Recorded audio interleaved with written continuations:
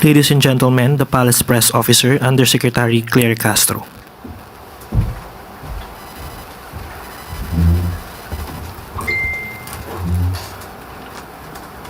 Magandang araw, Malacanang Press Corps. 2026 budget para sa Local Government Unit o LGU, ipinalabas na ni Pangulong Ferdinand R. Marcos Jr. bilang tugon sa kautusan ni Pangulong Marcos Jr. na masigurong ang pondo ng gobyerno ay mabilis at ramdam ng taumbayan. Inilabas na ng Department of Budget and Management o DBM ang 1.19 trillion pesos National Tax Allotment o NTA sa mga LGUs para sa kasalukuyang taon. Nilagdaan ang Special Allotment Release Order o SARO at ang kaukulang Notices of Cash Allocations o NCA noong Lunes, January 26. Direktang pumasok sa 2026 budget sa mga authorized government servicing banks ang ng mga LGU alinsunod sa umiiral na budgeting, accounting at auditing rules. Ayon sa DBM, sa pangunguna ni Acting Secretary Rolando Toledo, ang buo at maagang paglabas ng budget sa mga LGU ay patunay na ang 2026 budget ay nakatuon sa pagpapaunlad ng pamumuhay ng taumbayan. Inuuna nito ang mga pangunahing serbisyo, pinalalakas ang lokal na pamahalaan at prioridad ang mas mabilis na paghatid ng mga programang direktang nararamdaman ng mga komunidad. Patunay din ito sa patuloy na paninindigan ng administrasyon ni Pangulong Marcos Jr. sa fiscal decentralization at ang pagpapalakas ng kakayahan ng mga LGU na gampanan ng maayos ang mga tungkulin na ibinababa sa lokal na pamahalaan. Sa ilalim ng administrasyon ni Pangulong Marcos Jr., mas palalakasin pa ang kakayahan ng local government. Panawagan naman ng Pangulo sa mga LGU, gamitin ang budget para sa mga otorisadong pakay at sumunod sa reporting requirements bilang bahagi ng transparency at accountability standards ng pamahalaan. At maaari na po akong tumanggap ng inyong mga katanungan. Unang tanong po mula kay Tristan Nodalo, Newswatch Plus. Hi, Yusek. Good morning po. Si Batangas Representative Leandro Leviste said that the Philippines is now under a de facto martial law. So how does Malacanang respond to this statement where he said critics allegedly feel intimidated or selectively prosecuted? Not all wrong opinions deserve a response from the palace. Yun lang. Okay, but given his following, ma'am, and yung mga kumbaga parang nakikinig sa kanya with this kind of pronouncements, ano po ang masasabi dito ng palasyo? Unang-una po, mismong mga taga-media, kayo po na miyembro ng MPC ay makakaramdam kung totoo po ba ang kanyang mga sinasabi. Next question po, Ann Soberano, Bombo Radio. Yusek, good morning. Ma'am, kahapon na i-refer na po ang dalawang verified impeachment complaints laban kay Pangulong Marcos. How does Malacanang view the referral of the impeachment complaint against the President to the House Committee on Justice? And does Malacanang see the referral as routine constitutional process or as an attack on the administration? Thank you. Ginagalang po ng Pangulo kung ano man po ang mga activities, ginagawa at mga desisyon po ng House of Representatives. So, hayaan po natin ang proseso na umandar na naaayon sa batas. Pero does ma'am, nakikita niyo po ba na ito ay isang pag-atake din sa administrasyon? In a way, yes. Dahil sabi po natin, ang anumang pagsasampa ng impeachment complaint ay hindi lang ang Pangulo maapektuhan, kundi mismo ang bansa at ang ekonomiya. Ma'am, last na lang po. Paano po tutugunan ng palasyo ang impeachment efforts na posibleng magkaroon ng distraction sa mga national issues? Also, makikipagtulungan din po ba ang Malacanang sa Kongreso sakaling humiling ang House Justice Committee ng mga documents? Unang-una po, itong mga impeachment complaint na naisampa laban sa Pangulo ay hindi po mapapahinto, hindi po mapapatigil ang Pangulo sa patuloy niyang pagtatrabaho para iangat ang buhay ng bawat Pilipino. Kung kinakailangan po at sinasabi na dapat na magbigay ng anumang dokumento, muli ang Pangulo po ay gumagalang sa proseso. Salamat, ma'am. May tanong po muli mula kay Tristan Nodalo, Newswatch Plus. Okay. Yusek, yung International Criminal Court Pretrial Chamber ruled that former President Rodrigo Duterte is deemed fit to stand pretrial proceedings. So ano po ang masasabi ng palasyo dito sa development sa ICC case ni former President? Ang nagpasya po niyan ay ang Pre-Trial Chamber 1 ng ICC. So kung ganyan po ang kanilang proseso, hindi po makikialam ang Pangulo at hindi po makikialam ang pamahalaan ng Pilipinas. One follow-up na lang po. But on my first question lang po, dito kay Congressman Levista, because sinabi niya po na yung mga nag-expose pa daw po ng korupsyon ang tina-target ng administrasyon nakakasuhan, katulad po siguro niya na nag-float ng Cabral Files and etc.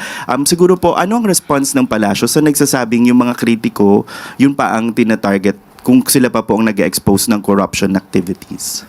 Kung may mga kritiko, makikita naman po natin panay-panay ang pag-akusa, pagbibigay ng mga masasakit na salita na walang katotohanan kay Pangulo.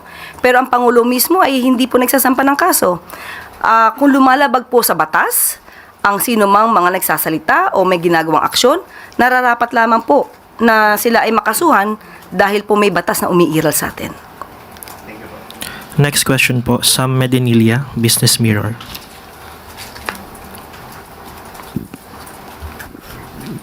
Good morning, ma'am. Kanina po na-mention na po nila yung mga napag-usapan dun sa meeting ni President with the economic managers. May na-mention po about na figures, response si Pangulo regarding sa employment, poverty incidence, tsaka inflation.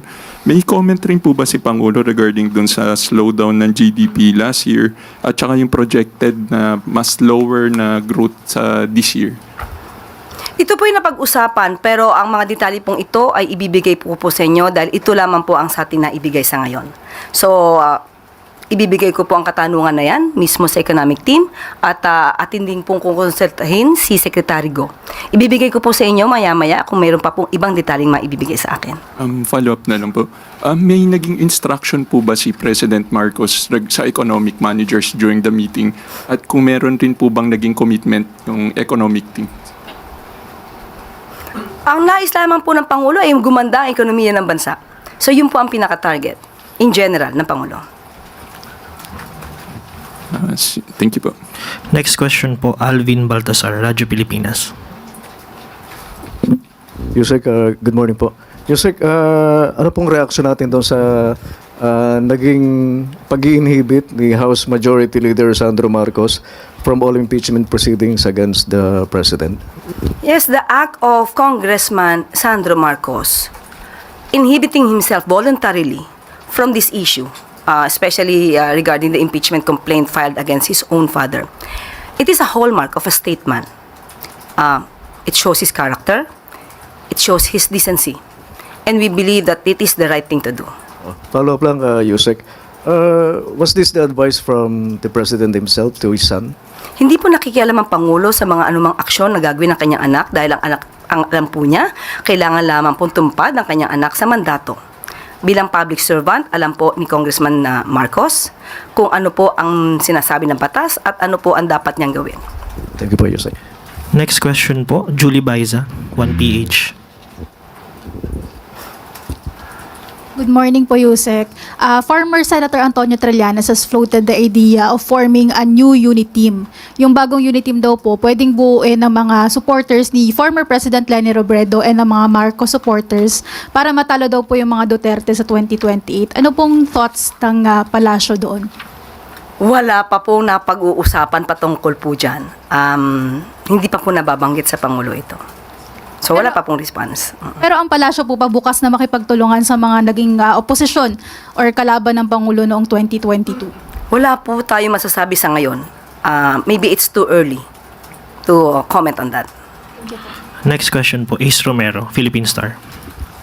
Yusek, you mentioned the President is pushing for budget reforms during the meeting with economic team to avoid a repeat of the flood control scandal. What specific measures are being pushed by the President to prevent that controversy from repeating?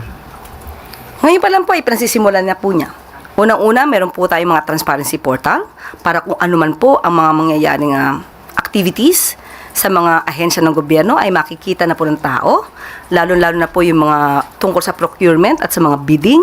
Isa po yan. At unang-una sinasabi rin po, pati nga po kanina sinabi ko tungkol sa LGU, naggastos na ng pera na naaayon at dapat may transparency and accountability. Did the economic team and the president discuss about the weakening of the peso during that meeting?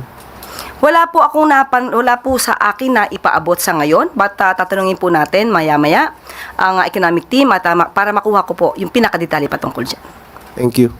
Next question po, Tina Maralit, Manila Times. Good morning, ma'am. Ma'am, a Filipino citizen was reported to have been among those killed in eastern Ukraine. Russia allegedly has been recruiting foreigners para sila ang isabak sa gyera. How concerning is this for the Philippine government kung totoo po ito at anong mga ahensya po ang dapat kalampagin tungkol dito? Wala po pang naipapaabot sa atin patungkol po dyan. Pero titignan po natin ang pinakakonteksto at aalamin po natin mismo sa Secretary of Defense. Thank you, ma'am. Next question po, Chloe Hofana, Business World. Yusek, balikan ko lang yung meeting kahapon na sa Thursday pa ilalabas yung full year GDP growth report. Pero I was wondering kung na-present ba in advance kay President yung figures? Ako po'y walang personal na presensya sa nasabing meeting dahil po tayo ay nandito at nagkakaroon ng press briefing. So, ang inyong mga ibang katanungan para sa detalye ay maaari ko pong ibigay sa inyo maya-maya. Sige po, thank you po. Yun na po huling tanong, Yusek. Back to you po. Okay, Ivan? Yusek, kumustahin lang namin ulit ang Pangulo kasi napansin namin yung event later ay liliban muli siya. So far this week, wala pa ho siyang engagement sa labas. Yes. Palasyo. Dito Kumusta muna. po ang Pangulo? Private meetings muna. Maayos po ang kanyang kalagayan. At ito ay isa sa paraan ng kanyang maaaring pag-uutos ng kanyang doktor na maghinay-hinay ng konti. Pero still, kahit sinabihan na siya ng kanyang mga doktor, patuloy pa rin po ang kanyang pakikipag-meeting dito po sa palasyo. Salamat. Thank you so much.